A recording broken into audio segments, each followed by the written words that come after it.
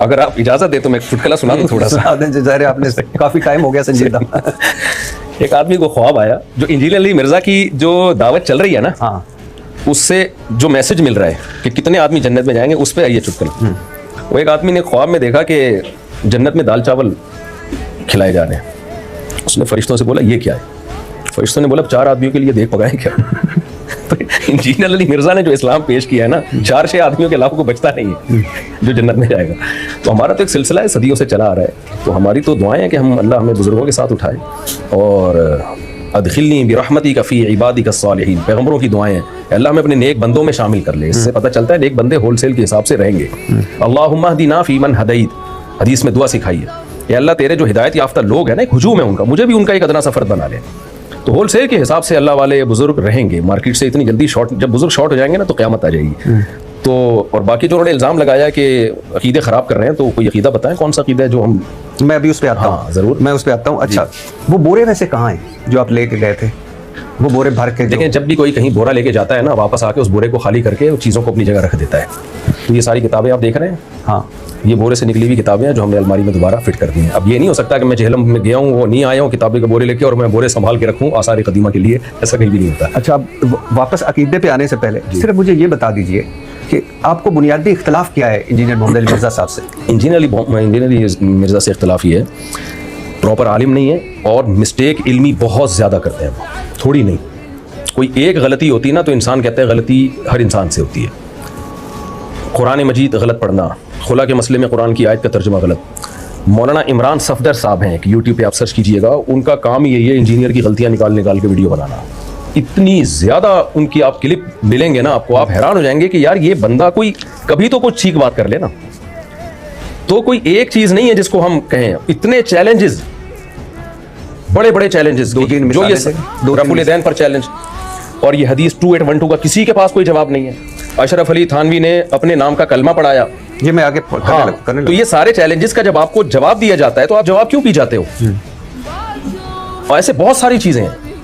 तो और ये बड़े लेवल की चीजें हैं ना, यानी कोई हल्की चीजें नहीं है। चलो रफुल दैन एक इख्तलाफी मसला है, ठीक है, हम उसको इख्तलाफी मानते हैं और इतना बड़ा मसला नहीं है, लेकिन आपने तो उसको भी बहुत बड़ा बनाया है। आपने तो इतने किले पे आपके कि ये हनफी लोग अंधी तकलीद में, अबू हनीफा की तकलीद में नबी की बात को छोड़ देते हैं। भाई आपको जब दलाइल दिए जा रहे हैं तो आप उसका दलाइल का जवाब क्यों नहीं देते? और जब हम उस पर बहस के लिए बैठते हैं या बात करते हैं तो आपके तो ये इख्तलाफी मसला है, तो फिर आपने छेड़ा क्यों इतनी कॉन्फिडेंटली? इसको इतना बड़ा इशू बना के क्यों पेश किया उम्मत के सामने? आप ना छेड़ते इसको। खवातीन मर्दों की नमाज का फ़र्क है, उसके बारे में इतने बड़े बड़े दावे, जब भी जवाब दिया जाता है तो जवाब वो जो है वो गायब हो जाता है। तो मैं नहीं समझता कि ये कोई समझदार आलिम तो दूर की बात, कोई समझदार इंसान का भी ये तरीक़ाकार नहीं होता।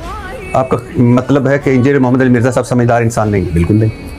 पहले मैं समझता था बहुत समझदार है। अच्छा, चंद क्लिप देखे थे, अब उसके बाद तो मुझे लगता है कि मेंटली कोई मसला है, दिमागी मसला है।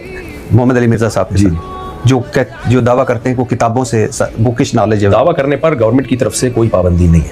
जो किताबें उनके सामने रखी होती है ना, उन्हीं किताबों के खिलाफ बहुत दफ़ा बयान होता है। बहुत दफ़ा मेरा दिल चाह मैं जाके बोलूँ कि ये जो आप बात कर रहे हो ये इस किताब के ही खिलाफ है जो आपके सामने रखी हुई है। अच्छा, मैं उनका मैंने पूरा आपके पास आने से पहले उनका एक पूरा लेक्चर सुना है जिसमें उन्होंने 5 चीज़ें आपके सामने रखी, और आज अच्छी बात है आप उन पर क्लैरिफाई करेंगे क्योंकि ये ज़ाहिर है मुफ्ती हैं, आप उस बेहतर आदमी हैं। तो लेकिन उससे आने से पहले मैं एक ज़रूर कहना चाहूँगा कि जिस तरह आप जेलम गए, मिसाल के तौर पे आपने वीडियो बनाई, उसके बाद या उनको पता होता या आप पता चल जाता, तनाव होता, लोग निकल आते, कोई मजहबी आग लग जाती, पॉसिबल था ना जी। तो आप भी मुफ्ती हैं माशाल्लाह, आपके भी फॉलोअर्स हैं, वो भी इंजीनियर मोहम्मद अली मिर्जा साहब के भी फॉलोअर्स हैं, तो कितना नुकसान हो जाता। तो अब आप ऑनलाइन कर लेते हैं सारा। बेहतरीन बात की आपने। इसके 2 जवाब हैं। पहला जवाब ये कि फिर उनको बुलाना ही नहीं चाहिए था। ये चीज़ पहले सोचनी चाहिए थी कि जब एक बंदा जहलम आएगा, और वो इसी वजह से मुझे बुला रहे थे इंजीनियर साहब, तो उनका ख्याल ये था ये नहीं आएगा। उनको पता होता ना आएगा तो कभी नहीं बुलाना था उन्होंने। तो ये चीज़ इंजीनियर साहब को सोचनी चाहिए थी कि एक बंदा आ रहा है और तो ये भी हो सकता है वो भी हो सकता है, तो फिर बुलाया क्यों? ये सवाल उनसे है। दूसरी बात ये है कि मैंने जो रात को क्लिप रिकॉर्ड करवाया ना, उसका मकसद ही यही था कि कोई हुजूम ना हो, कोई मारा मारी ना हो, कोई थर्ड पार्टी फ़ायदा उठा के बदअमनी की कोशिश ना करे। मैं सिर्फ ये साबित कर दूं कि मैं आपसे बातचीत में सीरियस हूं, इसके लिए मेरा जेहलम जाना जरूरी था कि भाई मैं तो अब आ गया हूं मैं। तो हमने ये फैसला मशवरे के बाद किया था कि कोई कंट्रोवर्सी ना फैले, कोई थर्ड पार्टी फायदा ना उठाए, मुझे मार दिया या उसको मार दिया तो एक दूसरे से लड़ते रहेंगे सारी जिंदगी। तो हम YouTube पे एक नंबर दे देते हैं, इस नंबर पे इंजीनियर साहब राब्ता करें और हम तय कर लेते हैं फला जगह हम बैठेंगे और ये हम बातचीत तय करेंगे कि किस दिन हमारी डिबेट होगी, लोकेशन क्या होगी, किन टॉपिक्स पे बात होगी और कितनी कितनी देर कौन कौन बात करेगा। तो इससे ज्यादा मेरा ख्याल है कोई सूटेबल तरीका हो नहीं सकता शराफत के साथ बात करने का। इसके अलावा जितने तरीके हैं वो शर और आफत वाले हो सकते हैं, लेकिन इससे ज्यादा बेहतर कोई तरीका नहीं हो सकता कि लड़ाई ना हो और बातचीत हो।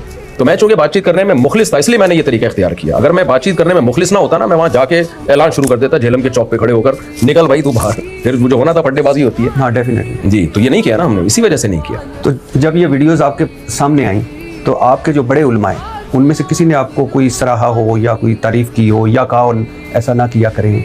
नहीं, किसी ने नहीं कहा। कोई रद्द-ए-अमल नहीं? ऐसी दुआएं हुई हैं। तो ये तो हरम में लोगों के फ़ोन आए कि हम हरम में दुआएं कर रहे हैं आपके लिए, आपने माशाल्लाह ऐसा काम किया, दिलों को जीत लिया हमारे। और मैं तो मिजाज में यानी थोड़ा सा, सबको पता है, थोड़ा सा ये इन चीज़ों शोहरत वोहरत से बचता हूँ। अगर मैं बाय रोड आता ना झेलम से 48 घंटे के बाद, BCO मदारिस हार फूल लेके मेरे इस्तकबाल के लिए खड़े हुए थे। कराची एयरपोर्ट पे ये खबरें थी कि जी हम मुफ्ती साहब को ऐसे उठा के लाएंगे कंधों पे। मैंने कहा नहीं भाई, इसलिए मैं बगैर बताए चुपके से आया और पतली गली से अपने घर में दाखिल हो गया। इन सबको पता है, किसी को पता भी नहीं चलने दिया, क्योंकि हमें ये प्रोटोकॉल नहीं चाहिए। ये काम लेना था, अल्लाह ने ले लिया। तो ये जो इल्ज़ाम लगाया जाता है ना मुफ्ती साहब ने शोहरत के लिए ये किया और ये किया, तो भाई मेरे तो बहुत लोग थे। हाँ, सिर्फ एक बात हुई है कि वहाँ अहले हदीस हज़रात का मदरसा था करीब में, तो उन्होंने मुझे बहुत इसरार किया कि आप आएँ एक दफ़ा बयान करें हमारे यहाँ। किसी बड़े ने रब्ता किया तो वो मजबूरन मैं चला गया, तो वो हार फूल लेके खड़े हुए थे, उन्होंने डाल दिया, वो भी मेरी परमिशन के बगैर। तो इससे ज़्यादा कुछ भी नहीं।